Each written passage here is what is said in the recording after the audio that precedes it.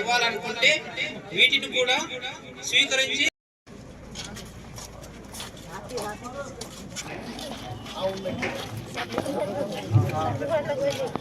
Madam గారు రావడం జరిగింది చూస్తున్నాము. అదేవిధంగా మన సిడిసి చైర్మన్ గారు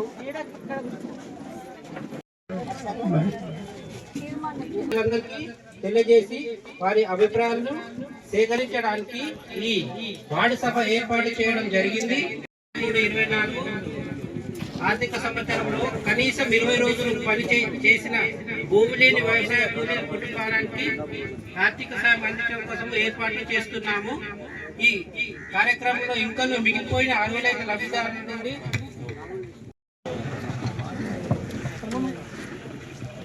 రైతు భరోసా,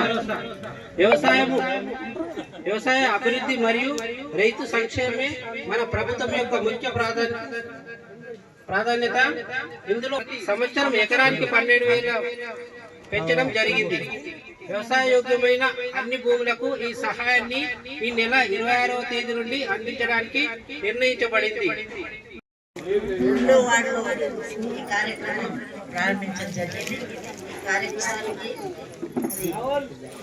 మున్సిపల్ కమిషనర్ గారు, కౌన్సిలర్ గారు, మరి మార్కెట్ చైర్మన్ కుమార్ గారు, మంజుల గారు, పెద్దలు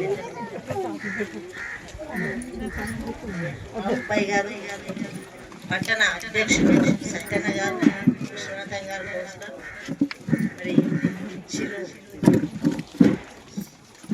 అలాగే ward councillor CDC chairman Ramareddy గారు, ఇక్కడ ఇచ్చేసిన తులజారాం చేసిన, అలాగే ఈ వార్డుకి సంబంధించిన అమ్మలు, అక్కలు, అన్న, తమ్ములందరూ కూడా పేరు పేరున నమస్కరిస్తూ, ఈ కార్యక్రమం మీకు అర్థమయ్యే ఉంటది. మరి ప్రభుత్వం రాగానే ప్రజాపాలనని ఇదే విధంగా మిమ్మల్ని పిలిచి అధికారులను కూర్చోబెట్టి అప్లికేషన్ తీసుకోవడం జరిగింది. అవునా? అప్లికేషన్స్ ఇచ్చినా లేదా? ప్రజాపాలనలో 6 గ్యారెంటీలకు ఇందిరమ్మ పేరు మీద మరి దరఖాస్తు పెట్టిండ్రు. రిసిప్ట్ కూడా మీ దగ్గర ఉంది. మరి అదే నమ్మకంతో, అదే మాట మీద ఈరోజు ఈ ప్రభుత్వం, మన ముఖ్యమంత్రి రేవంత్ రెడ్డి గారు మరి ఒకటి చేస్తూ మన ప్రజల ముందుకు రావడం జరుగుతుంది. ముఖ్యంగా ఇచ్చిన 6 గ్యారెంటీలో బస్సు ఫ్రీ. నా అక్క చెల్లెలందరూ కూడా నవ్వుకుంటూ ఈరోజు సంతోషంగా ఉన్నారంటే, ఎంత దూరం పోయినా, ఎన్నిసార్లు అమ్మగారి ఇంటికి పోయినా ఎవరన్నా ఏమని అంటున్నా, ₹1 మన మొగాళ్ళది అయిపోతలేవు కాబట్టి ఏమంటలేరు. పోనీ రాని ఇంకేమన్నా ఉంటే అడిగి తీసుకురమ్మని చెప్తున్నారు, కానీ పైసలు మాత్రం నడుస్తలేవు. హ్యాపీగా ఉన్నారు మన అన్నలు, తమ్ముళ్ళు సంతోషంగా, తమ్ముళ్ళు అన్నలు ఏడిపోయినా మా ఆడోళ్ళకి మరి భరోసా ఈ ప్రభుత్వం కల్పించింది, ధైర్యం ఇచ్చింది.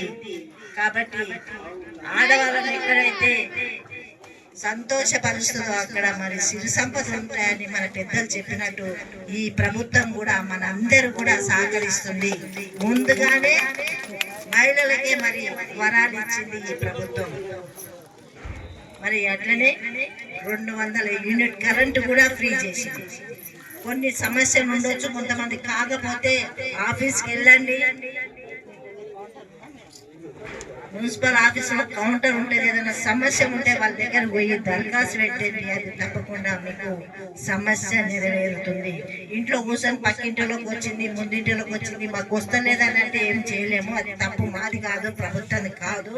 మీరు ఆఫీసర్ దగ్గరికి వెళ్ళండి, తప్పకుండా అది మీరు సరిచేసి మీకు కూడా 200 యూనిట్ కరెంట్ కాలిస్తే తప్పకుండా రూపాయి కూడా కట్ అవుతూ ఎవరు కూడా కట్ చేస్తామని మీ ఇంటికి రా. ఇప్పుడు వచ్చిన ఈ సంవత్సరం ఇప్పుడు కరెంట్ ఫ్రీ అయినప్పటి నుంచి మీ ఇంటికి కరెంట్ వాళ్ళు వచ్చిండ్రా, కట్ చేస్తామని.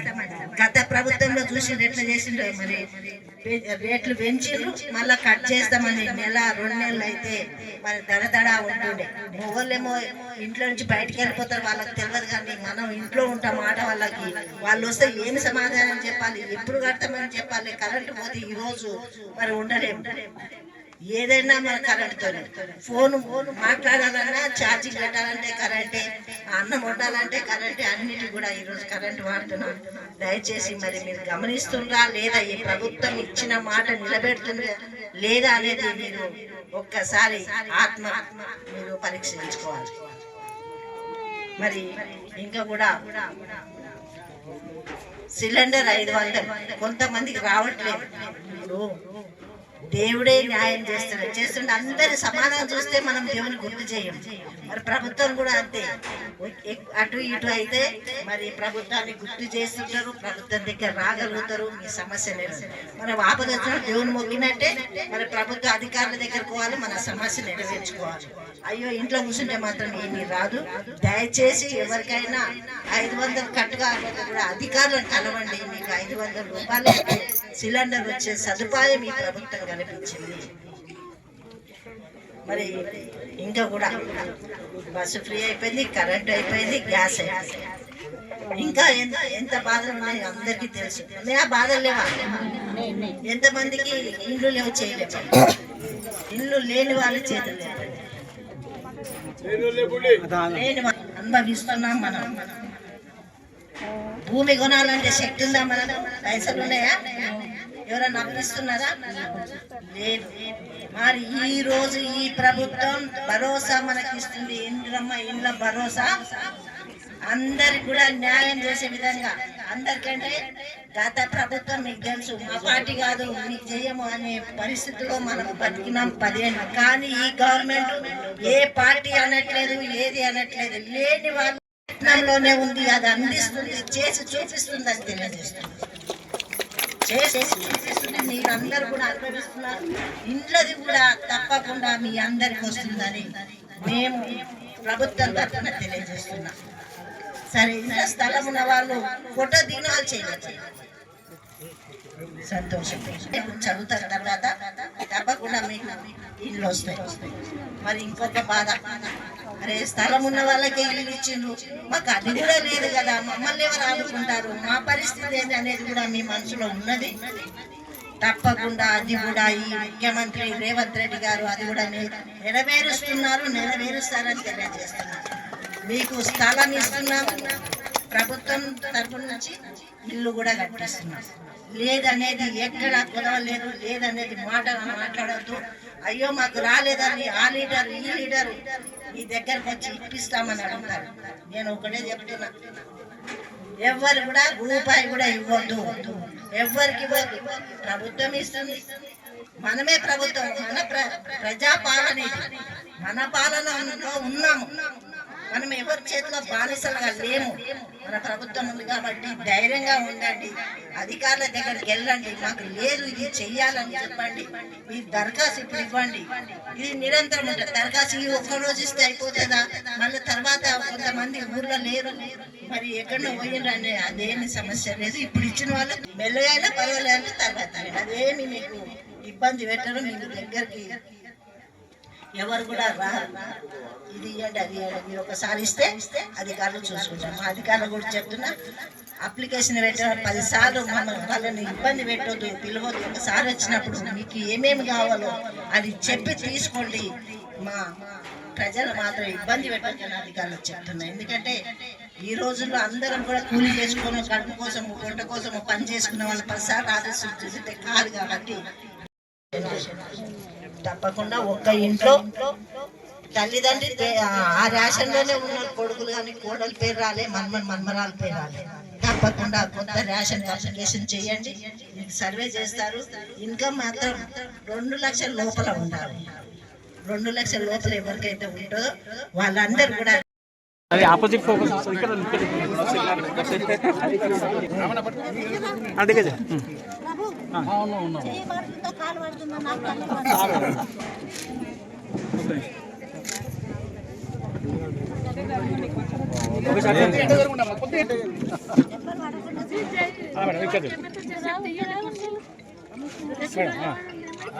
Okay madam.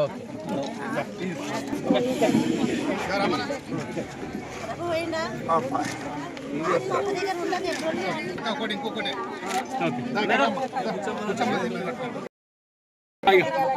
ఇక్కడ ఇక్కడ నువ్వు కనిపిస్తుంది కొద్ది ఇట్లా కొద్ది ఏంటది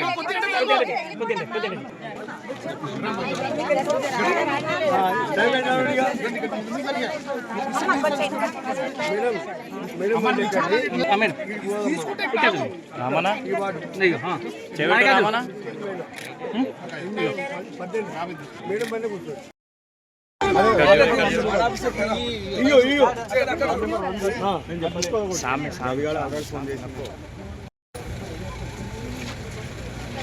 रमेश जी का दादा में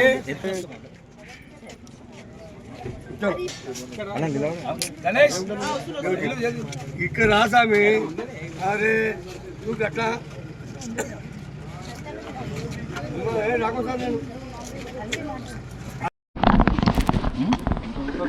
ఈరోజు సదాస్పేట్ పట్టణంలో వివిధ వార్డులో ఈ సభ ఏర్పాటు చేయడం జరిగింది. ముఖ్యంగా ముఖ్యమంత్రి ఆదేశాల మేరకు 21 తారీఖు నుంచి 24 వరకు రాష్ట్రమంతా కూడా ప్రతి గల్లీలో ప్రతి వార్డులో ఈ కార్యక్రమం చేయడం జరుగుతుంది. ముఖ్య ఉద్దేశం ప్రజాపాలనలో ఏవైతే దరఖాస్తులు తీసుకున్నామో అంచెలంచెలుగా ఒక్కొక్కటి మరి నెరవేర్చడం జరుగుతుంది, ప్రజలకు అందించడం జరుగుతుంది. ఇప్పుడు ఈ 4 రోజుల్లో ఉన్న ముఖ్య ఉద్దేశం ఇందిరమ్మ ఇండ్లు, రేషన్ కార్డులు, ఇందిరమ్మ ఆత్మ భరోసా, అలాగే రైతు భరోసా, ఈ 4 వాటిపైన ఈరోజు ప్రజల ముందుకెళ్ళి వాళ్ళకి అప్లికేషన్ పెట్టుకోవడం. ఇది నిరంతర ప్రక్రియ, ఈ ఒక్కరోజే పెట్టుకోవడం కాదు. కానీ ప్రజల్లో మరి ఈ కార్యక్రమాలు చేస్తుంది ప్రభుత్వం అప్లికేషన్ ఇవ్వమన్నది, దీన్ని సద్వినియోగం చేసుకోవాలనే అవగాహన కోసం ఈ కార్యక్రమం పెట్టడం జరిగింది. దీనికి గాను ఇక్కడ ఇచ్చేసిన కమిషనర్ గారు, మరి అధ్యక్షులు పట్టణ అధ్యక్ష సత్యనారాయణ గారు, మార్కెట్ వైస్ చైర్మన్ కృష్ణ గారు, మరి మిగతా కౌన్సిలర్స్ రావడం జరిగింది. రమేష్, ప్రజల్లో నమ్మకం అంటే ఆల్రెడీ వచ్చేసింది. కొన్ని పథకాలు 6 గ్యారెంటీలో కొన్ని అందించింది కాబట్టి ప్రభుత్వం ఇవి కూడా అవుతాయి. అసలు ఇండ్లు అనేది అయితే చేతులు ఎత్తండి అంటే 100 మంది చేతులు ఎత్తుంది. చాలా బాధాకరం.